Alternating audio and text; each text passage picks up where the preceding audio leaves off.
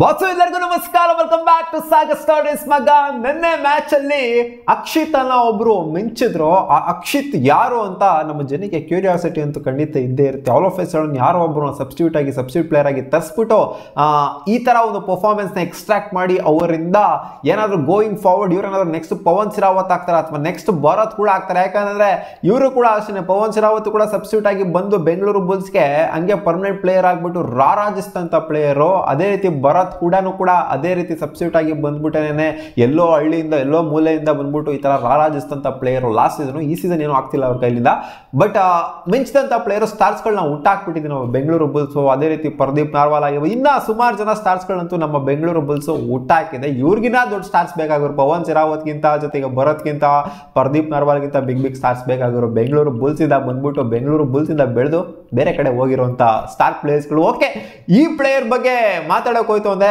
ಅಕ್ಷಿತ್ ಬಗ್ಗೆ ಮಾತಾಡ್ತು ಅಂದ್ರೆ, ಅಕ್ಷಿತ್ ಹೆಸರು ಫುಲ್ ಹೆಸರು ಬಂದ್ಬಿಟ್ಟು ಅಕ್ಷಿತ್ ದುಲ್ ಅಂತ. ಇವ್ರು ಬಂದು ಹರಿಯಾಣ ಪ್ಲೇಯರು. ಇವ್ರನ್ನ ಹೆಂಗೆ ಹುಡುಕಿ ಬೆಂಗಳೂರು ಬುಲ್ಸ್ ತಗೊಂಡ್ಬಂದ್ರು ಅಂತ ಅಂದ್ರೆ, ಯುವ ಕಬಡ್ಡಿ ಸೀರೀಸ್ ಅಲ್ಲಿ ಇವರು ಒಂಥರ ಮಿಂಚಿರೋದು. ಯುವ ಕಬಡ್ಡಿ ಸೀರೀಸ್ ಇಂದ ಬೆಂಗಳೂರು ಬುಲ್ಸ್ಗೆ ಇವರ ಕಣ್ಣು ಬಿದ್ದಿರೋದು. ಇಲ್ಲಾಗರೋ ಇವ್ರನ್ನ ತಗೊಂಬೇಕಾಗೋರು ಏನಾರು ಒಂದು ಮಾಡ್ತಾರೆ. ಈ ಲೆಫ್ಟ್ ರೈಡರ್ ಅಂತ, ಲೆಫ್ಟ್ ರೈಡರ್ ನಮ್ಮ ಬೆಂಗಳೂರು ಬುಲ್ಸ್ ಅಲ್ಲಿ ಸ್ವಲ್ಪ ಜನ ಇದ್ದಾರೆ. ಅದರಲ್ಲಿ ವಿಕಾಸ್ ಕಂಡೋಲ ಇವರು ಒಂಥರ ಇವಾಗ ಮೈನ್ ರೈಡರ್ ಆಗಿ ಮೂಡ್ ಬಂದಿದ್ದಾರೆ.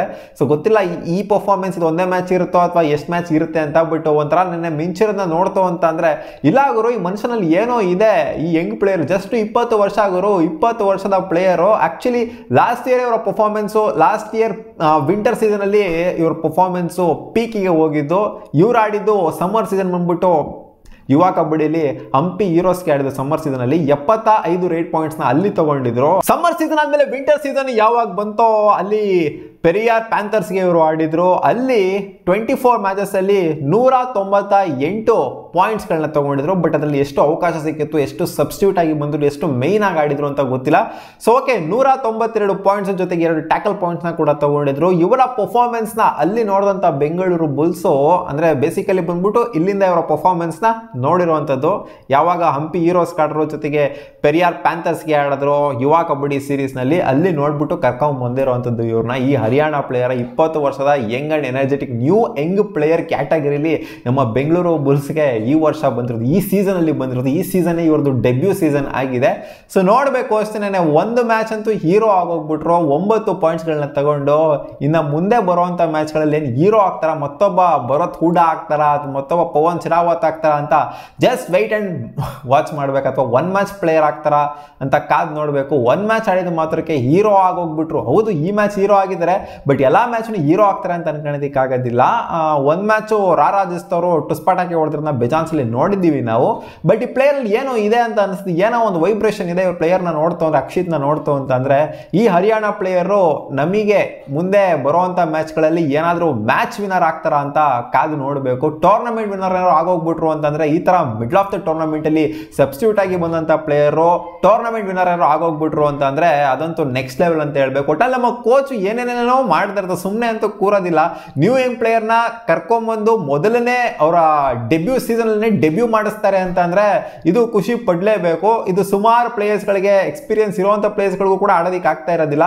ಡೆಬ್ಯೂ ಸೀಸನ್ ಅಲ್ಲಿ ಡೆಬ್ಯೂ ಮಾಡಿಸ್ತಾರೆ ಅಂದ್ರೆ ಇವರಲ್ಲಿ ಏನೋ ಇದೆ ಅಂತ ನಮ್ಗೆ ಕೋಚ್ಗೂ ಕೂಡ ಅನ್ಸಿರುತ್ತೆ. ಅದಕ್ಕೋಸ್ಕರ ಇವರಲ್ಲಿ ಏನೋ ಇದೆ ಅಂತ ಆಡ್ಸಿದ್ಕೇನೆ ಆಲ್ಮೋಸ್ಟ್ ನಾವು ಕರೆಕ್ಟಾಗಿ ಪರ್ಫೆಕ್ಟ್ ಆಗಿ ನೋಡಿದ್ದು ಇವ್ರನ್ನ ಮೊದಲನೇ ಮ್ಯಾಚ್ ಅಲ್ಲಿ.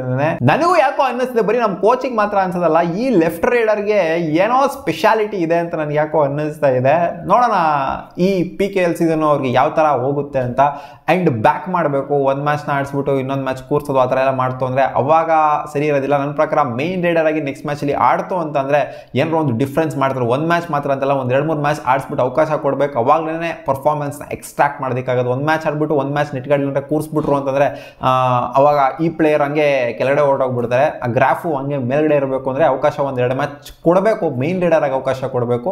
ಕಾದ್ ನೋಡೋಣ ಏನ್ ಆಗುತ್ತೆ ಅಂತ. ನಿಮಗೆ ಏನಿಸ್ತು ಇವರ ಪರ್ಫಾರ್ಮೆನ್ಸ್? ಯಾರೋ ಗುರು ಅಕ್ಷಿತ್ ಅಂತ ನೆನೆ ಅನ್ನಿಸ್ತಿಲ್ವಾ ನಿಮಗೆ? ಕಾಮೆಂಟ್ ಅಲ್ಲಿ ಹಾಕಿ. ಸಿಗೋಣ ಮುಂದಿನ ವಿಡಿಯೋದಲ್ಲಿ. ಬಾಬಾ.